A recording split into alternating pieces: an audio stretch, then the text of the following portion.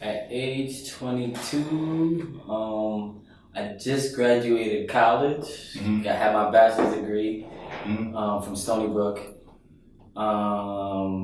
Basically, like your podcast, I had no clue what the hell was going on. I didn't have no job lined up. I didn't have no gigs lined up. So I pretty much was like in the exact same place I was prior to starting college. So it was pretty, I wouldn't say depressing, but on paper, yeah, it wasn't a good look, personally. Okay. Can you speak towards post-graduation to your first gig to the beginning of TurnKey? Like, can you give me that story? But when I graduated Stony Brook, I was still working at IKEA. Okay.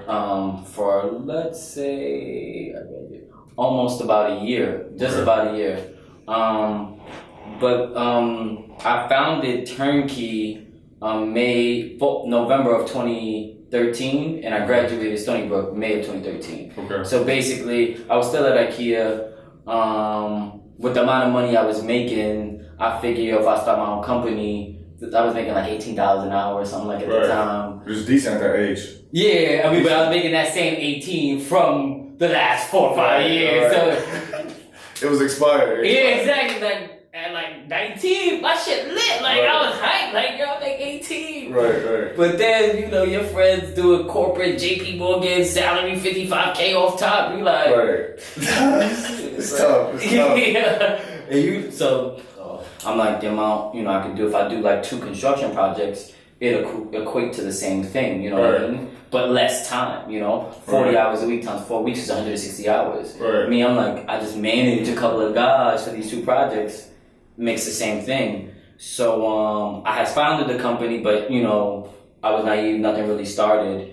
And then shortly after that, I had like put it on hold and got into real estate. So that would be my first official gig post graduation. I became a real estate agent, and I was like learning under like one of the top sales brokers in Brooklyn. Like, how did you become a real estate agent? What was the track for that? Faith, I would say, honestly. I went to like a poetry event for one of my boys in like the neighborhood in Bed-Stuy. He knew I was interested in real estate as well. So long story short, like there was a guy whose office was like next door to where this event was. And he was just like, yo, I just met some random real estate dude, you should go talk to him. So went to speak to him. So I met him in like November of when I just founded the company, actually. Crazy how that worked out.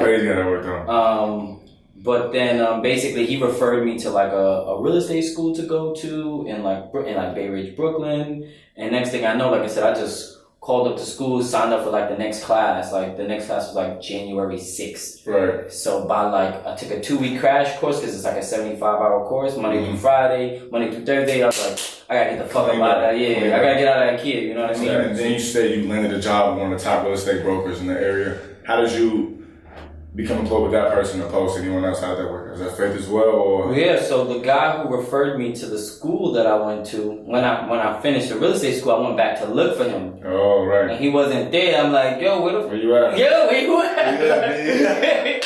But I didn't even know he was lit though. I really had no idea. Right. And I should have like 22, no clue, He was just telling me, oh, I just did an interview for NPR. He was just in like the New York Times. Wow. Like the article just came out. Like he was just, but I still didn't peep game. Yeah, I was like, alright, cool. Right. What's up? Good job, man. Congrats. Yeah. Right. So I finally got in touch with this dude. My man's reached out to him, and that's how he got back in plug. And he basically just gave me like the fucking green light to be with Halstead, which was the company I was working with. Finally, like 2-3 weeks after, I ran into my boy. My boy contacted him. And then when my boy contacted him, I just met him for like dinner in the neighborhood. Right. So when we met up for dinner, he showing me blah blah explaining stuff to me. He showed me like a $70,000 check.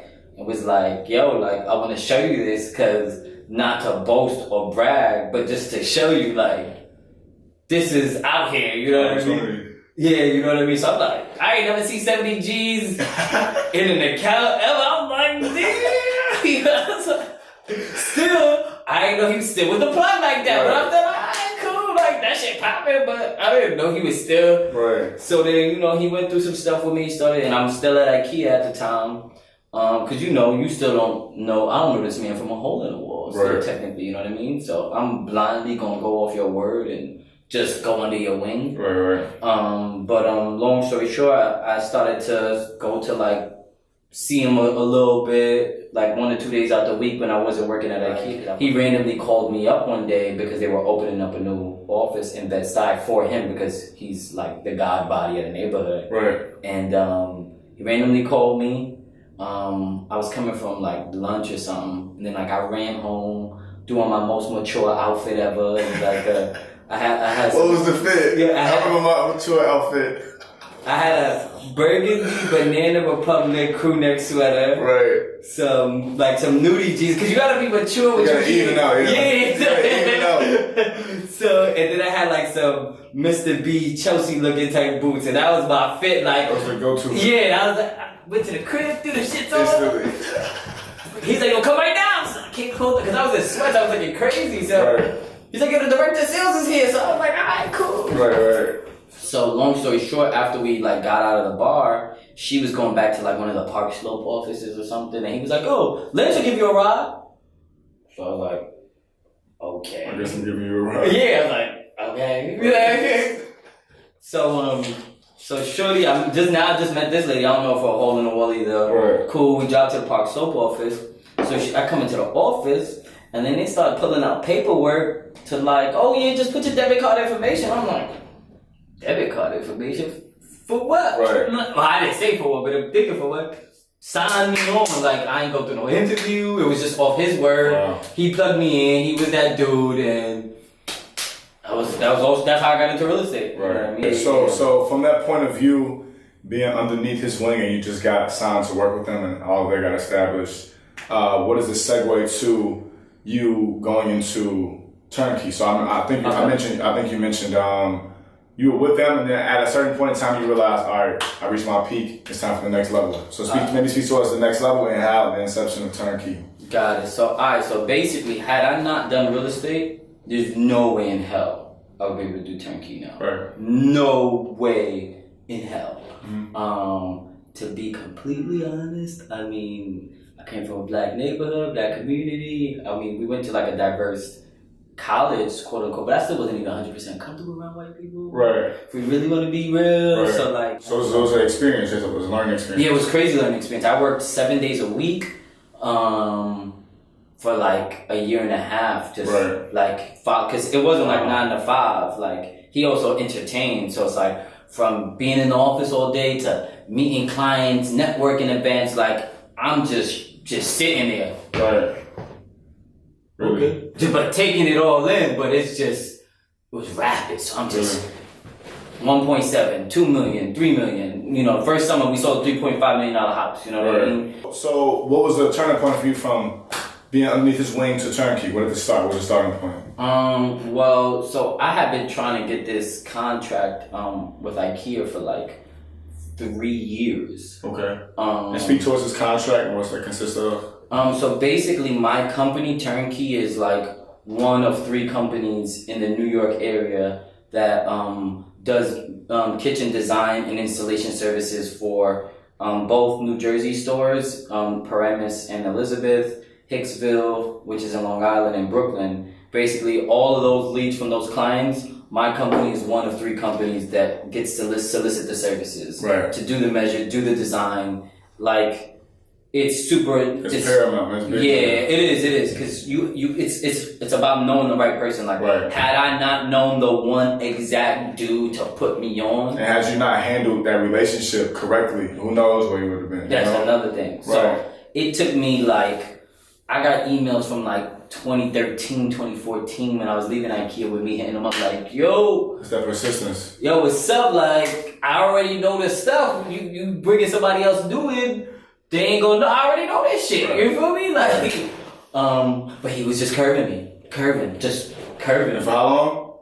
2-3 years. 2-3 years. I think that's important you said that because some people don't want to hear that you have to consistently keep trying. I think some people think that when you have an idea, you're doing something, it's an instant turnaround. versus like there's always a struggle with stuff like that. You gotta be persistent and continue to grow. So Yeah. that's cool. You said you're one of 3 companies that has a relationship with IKEA with these stores. So Super Hush Hush. The other 2 companies are babies from like they've been in the game. So like I'm the only outsider technically even in this shit. right. So you landed. So once you did land the contract with IKEA, what was the next step for you from landing the contract to business and clientele and growing and that plight? Well, I mean, I signed the contract and then I had like my first appointment the next day. Funny thing is, I had only done 1 project in the 3-year time span that I had the company prior to that. Right. 2, I didn't know what the fuck I was doing. Right. I knew the IKEA cabinetry design, but I didn't know shit about construction. Absolutely nothing. Like my first measure appointment, the first appointment I had was like a measure, and the client went back to the people like, yo, these people are horrible. Right. You don't know what the fuck they doing. Right. And I didn't know what I was doing. I was in there like, Right, trying to figure it out. yeah, it was mad curves and this shit. I was like, yo, Right. it was crazy. But it was, so basically it's been a lead generation platform for me. You know what I mean? So like we had over 250 clients our first year in business. You know what I mean? So currently, what is how large is the turnkey team, and how did you get those players to join you? So Got it. Interesting. All right, cool. I have 5 or 6 employees. Yeah, so I have like 6 employees. roughly 6? Yeah, 6. I have 1 admin who's my sister. Okay. I have 2 crews of 2. Okay. And then I have 1 designer. Okay. Designer, okay. And how did you go about building that team? That's important, yeah. That's Oh sticky. my goodness. Well, last year I kept losing installers like my crew. I was losing a guy every 90 days. Right. Because I didn't know what the fuck I was talking about. Right.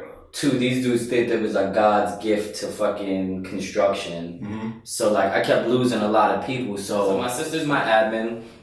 I have 2 guys. I have 1 guy who been with me from day 1. I ain't gonna lie, like, yo, I used to work with him when I worked at KFC when I was 17. Right. And I called him up like a couple years, like, yo, I know you want to get out of KFC. I know you want he wasn't in KFC no Oh, more. But he was a good dude. I know him from back then. I was like now 23 or some shit. But I just knew he was a good dude and I had to have people I trusted. Never burn bridges, man. Yeah.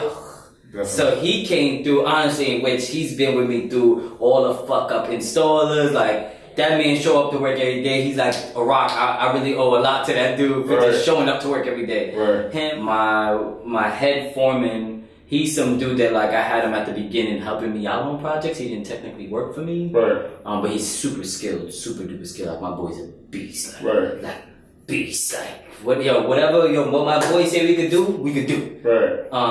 But he didn't trust me, initially. I was paying him, of course, but it takes a while to build rapport, to build trust. So it took a year for him to even just have trust in me, like, this dude, maybe I could fuck with this dude. So like, he was a key acquisition because now he was training up my day ones who had no construction experience. So we literally taking people with no experience at all, and my boy could train them up however we need to. I'm training the designers, and we really just bringing people from the bottom, you know what I mean? Right, that's cool, man. So, what were some of the trials and tribulations of you trying to build that team and those installers who weren't doing the jobs correctly and dealing with the clients who were unhappy and all of that? How did you develop that? I mean, also, well, I believe in camaraderie and synergy. So, like, at least, like, with me, like, with the team, one, I'm not too big-headed to do anything on the team. So as a leadership, whatever, down, if I'm not too bougie to get down and dirty, everybody else should. You know what I mean? Because it's also back to the culture, really.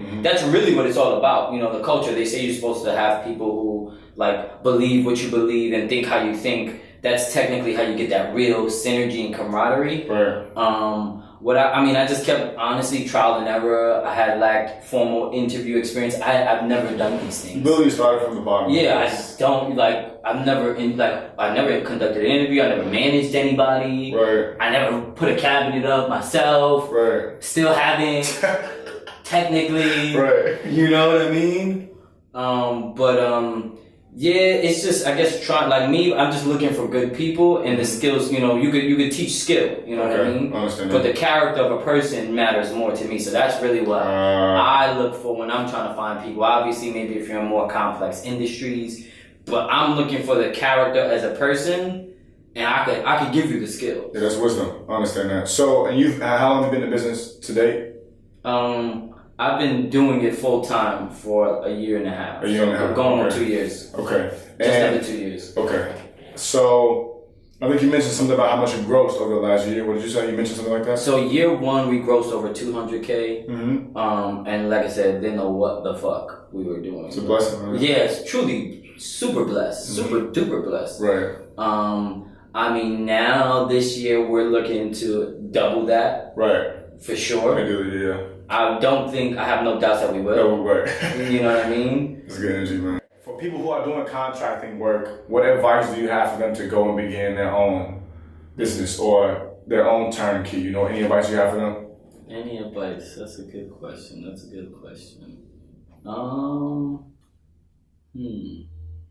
a really good question. Give me a second to pound on that. Yeah, because I feel like even my stepdad, he did contracting work for a while, and as a kid, I didn't understand it. Like you said, you was 22, you didn't understand, but I was a kid when he was doing it, and I couldn't really comprehend. Well, I didn't understand what work meant anyway, but as I got older, I realized that he struggled with keeping business consistently. Mm-hmm. And I feel like this is a God blessing for people who are struggling to keep business or who are struggling to even get employed. It can help them. I mean, I would say the advice I have, which probably might not be as traditional as conventional.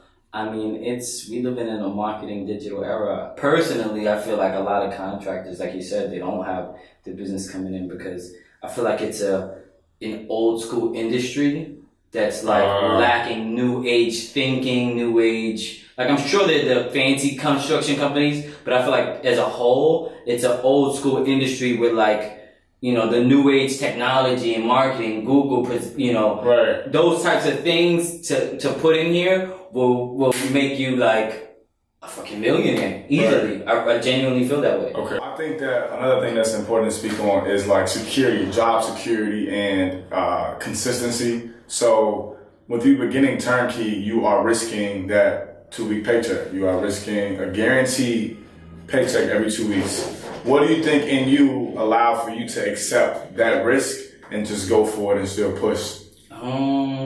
Well, for me, I used to follow like Simon Sinek like really much. So he believes in that whole like leaders eat last. So me, I'm not in it for the short-term benefit. I'm always thinking long-term, you know what I mean? Right. So for me, honestly, I can forego whatever material things now, a little bit of fun now, if I'm gonna gain next year or 2 years down the line. Right. So for me, the way my setup is, I'm paying everybody. Like whatever I think is a comfortable salary, whatever I think is like I'm gonna pay you first, and then I'm gonna take mine after. Right. That's my philosophy on this whole entire thing. Leaders eat last. Yeah. So I'm gonna make sure y'all good.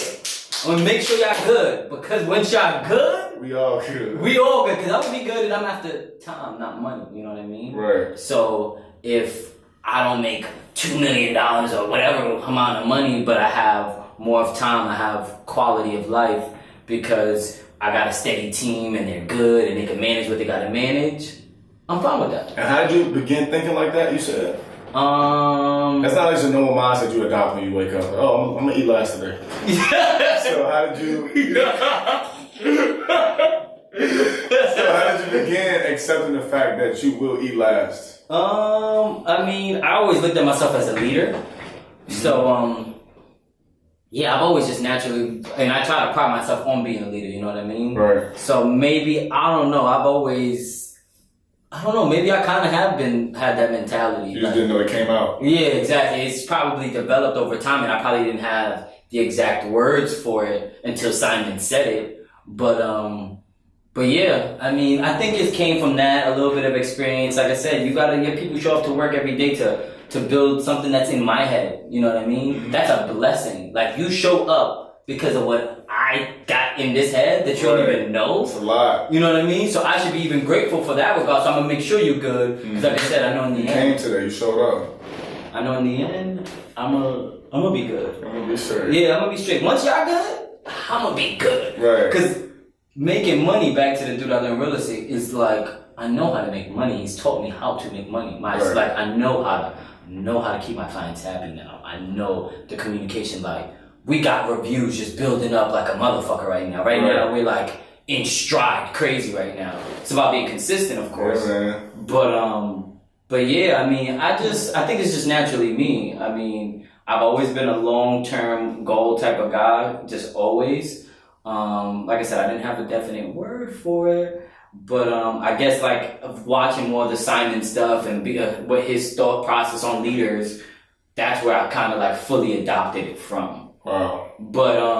But he says, even Simon says, people like or gravitate towards things that they naturally believe in, you know what I mean? Like, I like Simon because he believes what I believe, you know what I mean? If he was talking some other shit, I wouldn't feel strongly about his beliefs because I don't agree with it, you know what I mean? So it's technically something that's already been inside of me, per se. He just said it, and I'm like, he's right.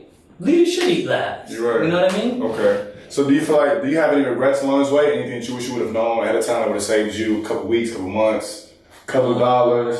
I mean, I could have saved a couple of dollars multiple times off just lack of experience, I'll be honest.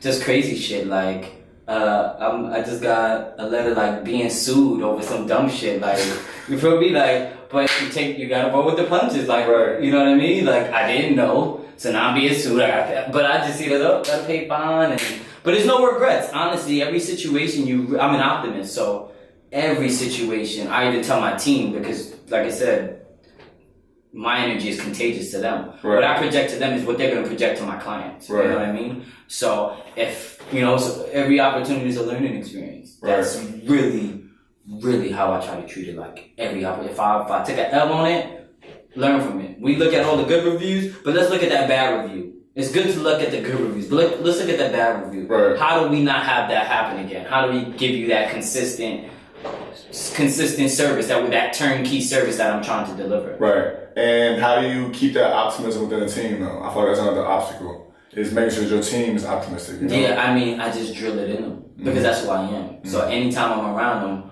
it's just nonstop drilling. Yeah. I gotta let them know, like, when the clients go crazy, it's not because they're crazy, it's because we didn't do something that made them go crazy. Before we used the client, no. Never blame the customer. I mean, we ain't gonna say all that now. Some of these motherfuckers is crazy. I ain't gonna go into detail with that. Right. I don't agree with that. That whole customer's always right. Nah. But it's the people game. I know I gotta play people game. Right. So at the end of the day, what am I gonna do? You're wrong now? Every time they're wrong, I'll be like, oh, I'm sorry we didn't communicate that, even though I know I said it blatantly in an email. Right. Sorry you felt that way. Maybe I didn't properly communicate to you. Well, this is how it goes. So I just, like I said, my energy is contagious to feed to them, and hopefully over time, as they get more and more, it'll build. You know what I mean? Moving forward, what do you have in store for the future? What is your ideal future for Turnkey? Well, we will be just looking to do like bigger and bigger projects, more so probably on maybe even the development side, real estate development side of things, especially given my real estate background. I have a lot of good real estate ties. Right now, we do like small apartment, single family homes, but the goal is to just be doing full townhouse renovations, full residential fucking towers, 1,000 units at a time. We are working on getting our minority business certification, so we could also put bids on like city contracts, like $1 million contracts. So right now, that's where we're heading. I mean, they say they want to just see like cash flow, blah, blah, blah. We have the cash flow. We have the projects to show. We've done fairly decent sized projects, and that's pretty much the goal. We've put bids in on a couple like $100,000 projects and things of that nature. So I mean, we're just steady going ahead. We went from doing $2,000 kitchen cabinet installs to doing like kitchen remodels for a whole thing, 40,000. You know what I mean? For a fucking townhouse in Harlem. You know what I mean? Brownstone. So we've progressively just only gone up. Okay. And any last minute tidbits? I feel like leaders eat last is like the crux of this interview. Okay. But cool. any other last tidbits of advice that you feel really drive you as an entrepreneur and can help inspire other people to follow suit? I would say faith, honestly. Yeah, faith. Personally, faith. Mm-hmm. If you believe, like genuine believe, like if it's destined for you, it has to happen for you. Right. It has to. Like not maybe, not if. If you genuinely believe through all of the hurdles, you gotta be willing to like look over that cliff or jump off that cliff every time. Because every time I've jumped off that cliff or got over, whatever I needed has come. Every time. Every time. So I guess that would be my word of advice. Be willing to jump off the cliff. Jump off the cliff. Because the fucking, what is it called? Parachute always opens. Always opens. Mm-hmm. Always. Whatever it is. It might be something to get you on just another week, another day, but it's whatever you need for me personally, it's always, and that's just because I feel like my faith is so strong. Right. That's deep, bro. Yeah. That's deep. Okay. So for people who want to follow you, how can they read up on TurnKey or stay in tune with your journey? Do you have like social media accounts, website, all that stuff?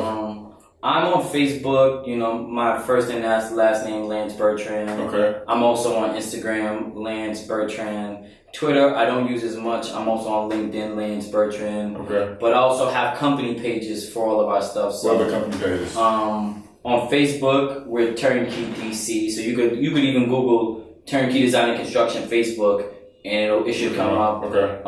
We have a TurnKey Instagram page that shows our projects. We're TurnKey_DC. Okay. And then we also we have a LinkedIn page and like Angie's List as well. Cool. All right. So you can see all of our reviews, pictures of our projects, things that we got in store. But we got a lot of things brewing. I promise. We just touching the surface. We just started. Just started. Valid, this is baby right now. Like, you know what I mean? All right, bro. That is all that I have today. I just have a better clothes. I don't have a better clothes. That's good. All right, 32 no clue. Holla.